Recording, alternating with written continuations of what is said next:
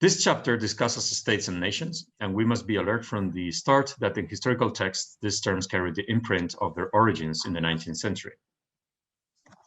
However, similar terms were used during the early modern period, but carrying different meanings. Borders between countries were blurred, where today we find clear demarcations. Few early modern states had proper governments as we know them today. Also, patriotism may have been in evidence, though nationalism was not. And all of this, borders, institutions, and identities, was contested. In most of Europe, in the early modern period, rulers made laws and administered justice. In other words, there was no clear distinction between executives, legislators, and judiciaries. That said, early modern states engaged in the centralization, standardization, and professionalization of administrative practice from the mid-16th century onwards. The work of royal councils became more systematic, differentiated, and professionalized, developing into early forms of ministries. The growth of state institutions also involved the gradual spread into the provinces. And to make things more complicated, not only the state, but also the church maintained local representation, resulting thus in many questions being negotiated at least by four key actors, namely ecclesiastical and secular authorities, and at the local and central levels. Much of this negotiation and everyday interaction on the ground was marked less by repression and resistance than it was by pragmatic accommodation, actually. So the law was a crucial part of early modern state building, though it could not, although it could mean several different things at the same time. It included the decrees by rulers, by legislators, but also by councils in towns and cities. Some European states indeed proceed to collect, to codify, and thus also to clarify these partly contradictory laws. Yet, in practice, there were volumes of long, only partially systematic lists of law that lack any sense of legal abstraction. In addition, in some countries, for instance, England, the law could also mean the growing body of legal decisions within common law systems. The business of the state expanded dramatically in the early modern period. This business was mostly warfare, and its expansion was directly related to the military revolution of the early modern period. From around 1500, the number of troops increased rapidly, and those troops were taken gradually into permanent pay. Thus emerged the so-called fiscal military state. States developed new forms of taxation and new ways of collecting taxes, but also started borrowing large sums of money on the domestic and international capital markets to cover their increased spending. Organizing and coordinating this expanding state demanded more personnel.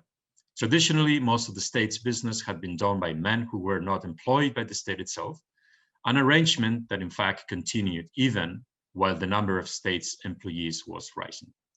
Office holders and staff were also better trained, and that meant that in this period we saw the rise of academics and other professionals entering in the service of the state. What about representation and citizenship? We know that more or less modern democracy as we know it today only emerged in Europe during the 19th century. It would be, however, wrong to think of early modern citizens as mere subjects to their kings, mercilessly at the whims of princes and aristocracies. It is true that several European countries had limited parliamentary representations, but parliaments like, for instance, the French States General were usually meetings of representatives from corporate bodies, such as the church, the nobility, towns and cities, etc. England was one of the very few countries to have proper parliamentary elections, but actually these were not uncommon. For instance, in the Iberian and Italian kingdoms of the Spanish monarchy, there were these institutions as well, although they lack a central parliament. The participation of early modern European citizens was much more extensive in regional assemblies and local institutions. And this made sense because most public services were delivered regionally and locally rather than nationally. At the same time, urban privileges sometimes included the right to be consulted about important decisions for those with formal citizenships. Petitioning was another generally accepted way to alert authorities to not only private, but also collective concerns. And finally, civic militias, another common feature of urban life in the period, provided additional muscle to the community of citizens. So can we then talk about nations without nationalism in the early modern period? Certainly, proto-nationalisms were in evidence around Europe during these centuries. There was an acknowledgement of cultural differences attached to various dress codes, to languages, to cultural characteristics of the different nations. But in general, what we can conclude is that the history of states during the early modern period was shaped by two major developments. In the first place, states became more powerful. Their institutions expanded.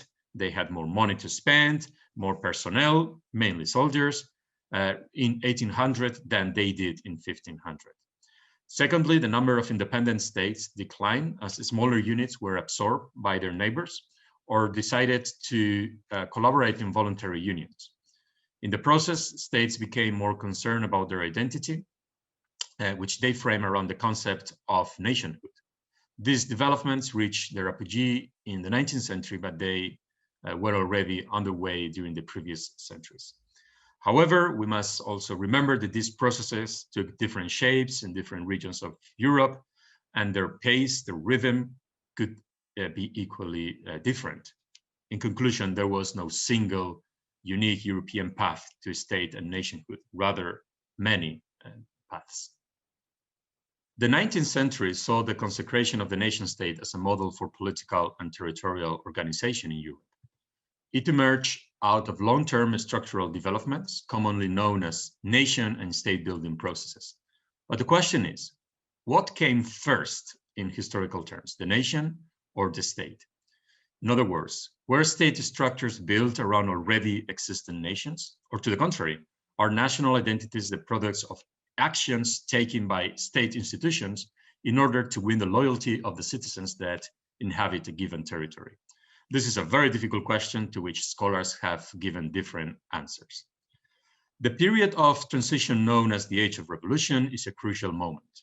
For some historians, modern states and nations emerge as new entities during liberal revolutions and in connection with the parallel rise of modern capitalism. From this point of view, declarations of national sovereignty became a common feature of European liberal revolutions after 1789, and national sovereignty became the main source of political legitimation. Accordingly, some scholars stress the artificial nature of nations, which they argue were constructed by state and capitalist institutions to provide common elements with which citizens could identify and operate, such, for instance, as a common past or a national market. One of the goals of the liberal revolutions, indeed, was to construct a community of equals in order to eradicate the legal privileges and inequalities of the ancien regime. From this perspective, nations were built through political and cultural actions by which states sought to turn the inhabitants of their territory into participants of a political community. Nationhood would provide this community with a cultural identity through the establishment of national myths, traditions, and shared symbols. Such a social constructivist view should not, however, imply that any national project was viable. Some scholars argue that for a nation to be feasible, it must spring from existing political structures that are attached to the common experiences of its citizens, or from the existence of ethnic groups, defined as human groups linked to a mythic symbolic system that preserves the idea of a common origin. In any case, the 19th century witnessed intense processes of nation and state building all around Europe. This included the crystallization into liberal states of all monarchies, such as the United Kingdom, France, or Spain. And these were nations characterized by internal ethnic diversity, which actually would become the basis for the development of non-state regionalisms and even nationalisms by the end of the 19th century, like those, for instance, of Wales, Scotland, the Basque Country, or Catalonia. Other states appear as the consequence of complex processes of unification between areas that were previously defined along cultural, linguistic, or commercial lines, like Germany or Italy. Next to that, several brand new states appear, usually after episodes of revolutionary and bellicose secessionism. Think, for instance, of Belgium. In that sense, the Balkans was a European region with a particularly intense propensity for state innovation in the 19th century, following a process of national mobilization based on ethnic differentiation. And this was actually directly connected to the crisis of the Ottoman Empire. Among the states that appear in this context, we find Greece, which was the first to obtain its independence after a long war, and later other states such as Serbia, Romania, Montenegro, or Bulgaria. When we think about politics in this period, it is natural to think of the rise of nationalism. Indeed, in the 19th century, in Europe, state building and the emergence of modern nations were closely interrelated processes. National movements sought to capture state power to create nation states. As an ideology, nationalism was a foundational and far-reaching concept with which political institutions, social structures, cultural norms, and even economic processes could be rearranged. Thus, the development of modern nation states was connected to the ambitious and wide-ranging elaborations of a series of institutions that expanded state power, aiming at forming an efficient, modern, bureaucratic administration. One of these institutions was the written constitution, which reshaped the legal framework and placed limits on state power throughout European states. Constitutions were based on principles like national or popular sovereignty, a liberal vision of civil and political rights, and the separation of powers. Legislative power lay in elected assemblies representing national sovereignty. Thus, the ideal of the nation as a community of equals promised political participation for all citizens. Constitutions guaranteed the fundamental rights of every citizen and regulated the basic rules for political and social life by abolishing privileges, which were mostly based on birth and other elements coming from the old regime. And constitutions as well, they secure equality before the law, and in most cases also the right to property. In the course of the 19th century, almost all European states established constitutional regimes. We talk about popular sovereignty and national sovereignty, but we should not underestimate the institution of the monarchy. Fundamentally contested by the idea of popular sovereignty and the principle of equality, however, the monarchy became a central element in state and nation building in the 19th century. The monarchy was forced to produce proof of its superiority over competing forms of government, most notably republics. Yet we see that many monarchies not only survived, but that many were actually created. The survival of these monarchies depended on the efficiency and the performance of its leaders. With exceptions like France, we can say that in most European countries, monarchies were anchors of stability in a century of dynamic change. In unification processes like those of Italy and Germany, monarchs took the lead. And in many European countries, dynasties tied themselves to the new ideas of the nations in order to acquire a popular basis. Many of the new nation states that appear in Europe during the long 19th century choose the monarchy as a form of government. Belgium, Greece, Romania, Norway are cases. Besides political institutions, there were other more subtle forms that fostered the economic, social, or cultural cohesions of European nations, like, for instance, the compulsory military service, the national educational systems, the construction of magnificent buildings representing the glory of the nation, or its modernity, or at the same time also its historical traditions. National literatures were also developed, including very popular and widely known novelists and poets who increased the awareness of the distinct languages among a country. Likewise, historians wrote about the sometimes mythical origins of nations, trying to root the life of peoples in medieval or even ancient times. In the economic sphere, we see how standardized weights and measures and common national currencies were introduced. And in general, a multitude of symbols helped to bind nations together, such as maps, flags, national anthems, monuments, paintings, etc. However, it is important not to confuse this intellectual discourse on nations with people's everyday experience. National identity was not experienced in the same way, say, by an intellectual living in a capital city as it was by a peasant that could not read or write. Certainly, everyday activities, like for instance, reading the newspaper, helped to form the nation as a collective identity. However, in people's everyday activity, the national idea was far from being omnipresent. People's self-identification did not necessarily revolve around the idea of the nation, and actually, often, they did not define themselves within this category. In this sense, one ought to speak more of nationalist conflicts rather than conflicts between nationalities in the 19th century. However, national activists started to portray their regions as an agglomeration of several mutually exclusive and close cultures. Yet, in fact, the reality is that for many 19th century Europeans, dual patriotisms could be displayed without contradictions, like for instance in Catalonia or Scotland. These people understood their multiple national allegiances, not in exclusionary ways, but in aggregate terms. So to conclude, in the 19th century, the nation state was one of the most significant phenomena in Europe. It had an immense political, social, economic, and cultural impact. It changed the map of Europe. It strengthened the connections of regions, citizens, and often monarchs to the central state, and impressed the significance of its borders to other nation states. However, its apparent omnipresence in the discourse of the period should not be overemphasized, as individuals and regional identities continued to be crossed by a multiplicity of allegiances and interests of a different nature, and clear-cut ethnic differentiations did not always take precedence over everyday practice. In any case, the truth is that national tensions not only persisted in Europe in the 19th century, but would actually intensify in the course of the 20th century. Over the course of the 20th century, the definition and the relevance of the nation state changed dramatically in Europe.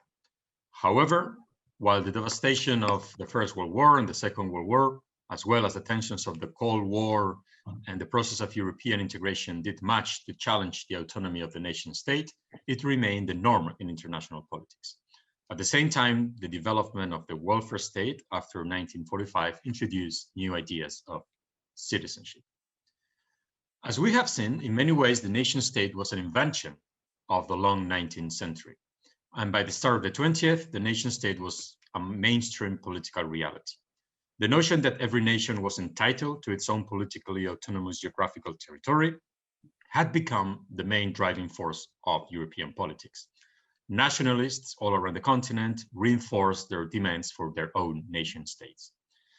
Except for ethnically diverse states without aspirations for monoethnicity, such as France, Spain, and the United Kingdom, and Belgium, many of the newer European nation states in the 20th century had one crucial defining feature. They strove to be ethnically homogeneous. Thus, in theoretical terms, every nation state was to be inhabited by the members of only one ethnic nation. Realities, however, were quite different. As the century commenced, much of Europe still consisted of empires: the Habsburg Empire, the German, the Russian, the Ottoman empires. All in all, therefore, most political units in Europe were multi-ethnic by the beginning of the century. Nevertheless, these multinational empires were under constant pressure until they finally collapsed in the wake of the First World War. The American President Wilson popularized the ideal of national self-determination after the war ended. The breakup of empires, however, did not automatically reveal geographical units that could be directly shaped into states. Many regions were ethnically mixed, and this created tensions between different nationalist groups. Nevertheless, following the disintegration of the European empires, several new states emerged in Central and Eastern Europe, such as Finland, Lithuania, Latvia, Estonia, Poland, Czechoslovakia, Hungary, or Yugoslavia. As a result, around 32 million people found themselves as ethnic minorities in nation states, as opposed to the 50 million who had lived as minorities in imperial settings before 1914. In total, they amounted to 1/3 of the population of Central and Eastern Europe, these minorities. But these groups now tended to have fewer rights than they had before. In this context, we can talk also about diasporas. Diasporas were formed following the migration from a real or imagined mother country due to historical events, normally related to wars, to revolutions, genocides, and this included in the 20th century peoples such as the Jews, the Armenians, the Greeks, Italians, or Irish. As for ethnic minorities, the relations between these communities were aggravated by one of the intellectual motivations of the modern period, and that is racial science. Partially developed in the context of European colonialism outside of Europe, scientific racism provided existing racial prejudices with a veneer of legitimacy. As a result, racism came to codify intra-European dynamics as well. In practice, this meant the exclusion of various minorities from newly established societies. This was most notably the case for Jews in many European countries. In order to protect these minorities, the Paris Peace Treaties of 1919 and 1920 included several international agreements on minority rights, and the newly established supranational League of Nations devoted much of its efforts to minority rights protection. The Second World War meant the end of both the League of Nations and of minority rights. These minority rights were reconceptualized as human rights, which would come to define the geopolitical agenda for the decades to come, culminating in the Universal Declaration of Human Rights in 1948.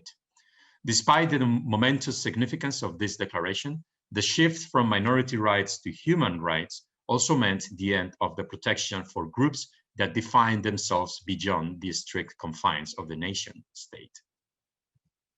The nation state itself lost none of its significance after 1945. On the contrary, it remained the norm in international politics, which now also included the decolonizing world. The 1948 declaration implied the existence of nation states as the precondition for the fulfillment of the rights it enumerated. In doing so, with the consent of the big powers, the declaration was contributing to the destruction of colonial empires, which accelerated in the 1950s. At the same time, multi-ethnicity, which was partially reframed as multiculturalism in recent decades, also remained a practical reality across Europe. Yet ethnic cleansing and coerced demographic alterations before and after 1945 increased cultural and ethnic uniformity in Central and Eastern European countries. For instance, the abundant Jewish populations of countries such as Poland, Hungary, Greece, or the Baltic states were nearly exterminated during the Holocaust. Rome and Sinti were also targeted by Nazi Germany. And after the war, huge demographic groups were expelled from their homelands and relocated elsewhere.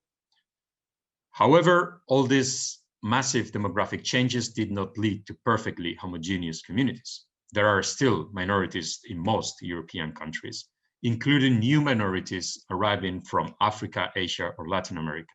This tension between the homogeneous underpinnings of nations and the realities of multi-ethnic and multicultural societies is highly relevant in most European societies today. The autonomy of the nation state has also been challenged by European integration and the creation of the European Economic Community in 1957, which intended to overcome the practical limitations of nations focusing on social and economic regulations. In the 1990s, liberal democracy and Western market capitalism were adopted by the former communist states, which also became part of the European integration project. This Europe-wide experiment in regional integration has changed the nature of the nation state and of state collaboration, creating a type of supra-state, the European Union, consisting of 27 separate states. However, this transformation should not be exaggerated.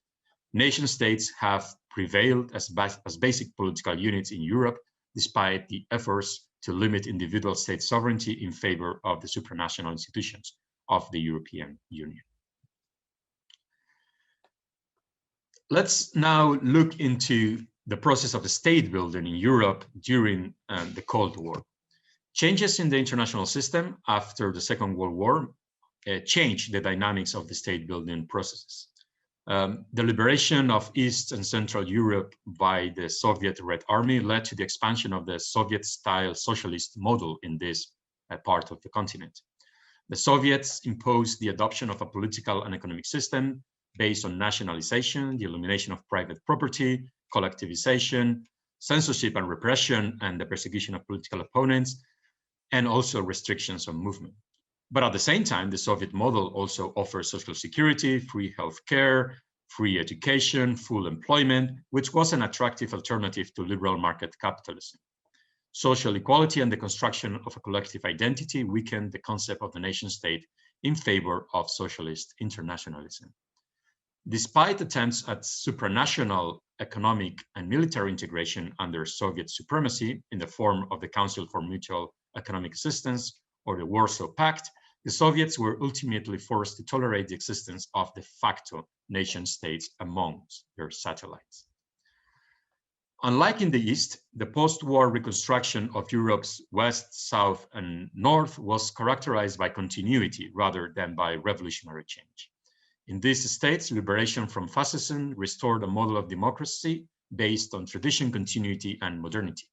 One of the major changes in response to the challenge of post-war reconstruction was the strengthening of state power through the nationalization of strategic economic sectors such as energy, transport, and public health. This model of liberal democracy and market capitalism was consolidated and nation states re-emerged. The exceptions were countries where authoritarian regimes had been built in the 1930s, such as Portugal or Spain, or where the threat of communism was used to justify the restriction of democracy, as in Greece.